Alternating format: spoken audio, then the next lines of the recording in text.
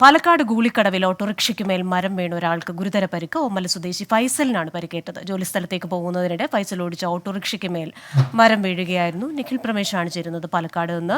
നിഖില്, വിശദാംശങ്ങൾ. കൃഷ്ണ, അല്പസമയം മുൻപ് ഏതാണ്ട് 3:10 ഈ അപകടം നടക്കുന്നത്. അട്ടപ്പാടി ഗൂളിക്കടവിലാണ്. ഓട്ടോറിക്ഷയ്ക്ക് മേൽ ഒരു വൻമരം വീണ് ഓട്ടോറിക്ഷ ഡ്രൈവർക്ക് പരിക്കേൽക്കുന്ന സാഹചര്യം ഉണ്ടായത്. ഒമ്മല സ്വദേശി ഫൈസലിനാണ് അപകടത്തിൽ ഗുരുതരമായി പരിക്കേറ്റത്. ഫൈസൽ ജോലി സ്ഥലത്തേക്ക് പോകുന്നതിനിടെ ഓടിച്ച ഓട്ടോറിക്ഷയ്ക്ക് മേൽ ഈ മരം വീഴുകയായിരുന്നു.